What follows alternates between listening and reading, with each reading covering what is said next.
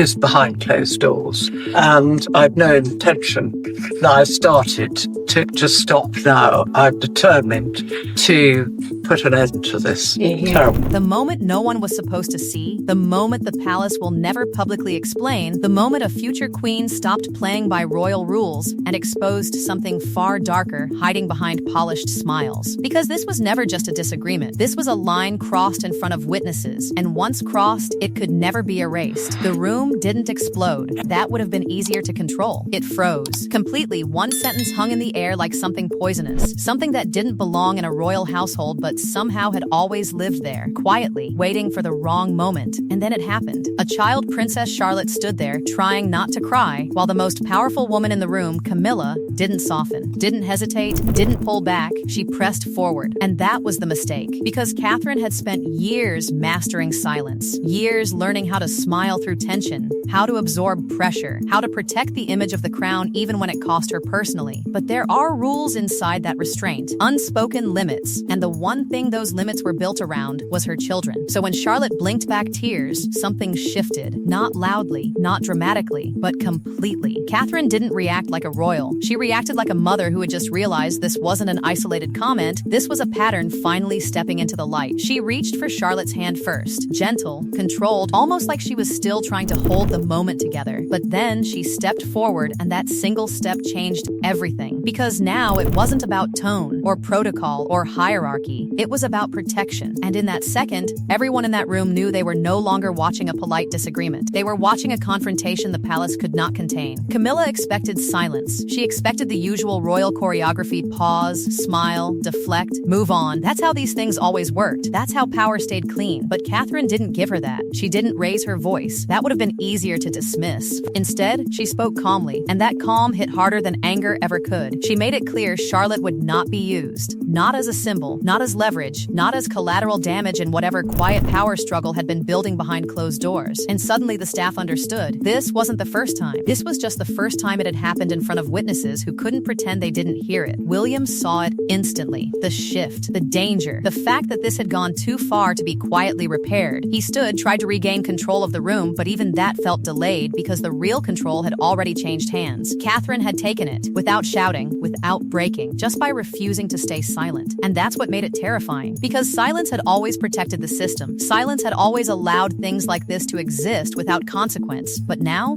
there were eyes on it. Now there were ears that heard every word. Now there was a child at the center of it, and that changed the stakes completely. Charlotte didn't fully understand the layers of what was happening. She didn't need to. Children never do. They just feel it. The shift in tone, the coldness, the moment kindness turns into something sharp, and that feeling stays. Longer than words, longer than apologies. Catherine knew that. That's why when she finally spoke again, it wasn't emotional. It wasn't reactive. It was final, controlled, almost surgical in its precision. She wasn't just responding to Camilla. She was exposing something that had been building quietly for weeks, maybe longer. Because this wasn't sudden. It only looked sudden to the people who hadn't been paying attention. There had been signs, small remarks, subtle digs, moments dismissed as harmless but never forgotten. Catherine had seen them. William had noticed them. Charlotte had felt them. And Camilla, she had carried her own frustration quietly, letting it grow, letting it harden, until it finally slipped out in a room where it could no longer be denied. And that's why when Catherine said this ends today, it didn't sound like a reaction. It sounded like a decision that had already been made long before anyone else realized there was even a problem. And that decision didn't come out of nowhere. It came from a moment weeks earlier. A moment so small on the surface that anyone not watching closely would have missed it entirely. But inside palace walls, those are the moments that matter most. A quiet Windsor reception, controlled, curated, designed to look effortless. Smiles exchanged, compliments offered, everything moving exactly as it should until it didn't. One staff member praised Charlotte's simple, harmless, even warm, but what followed was anything but. Camilla cut through the room with a single remark, subtle enough to deny, sharp enough to wound, suggesting that some children learn early how to perform for sympathy. The words didn't echo loudly, but they landed deeply.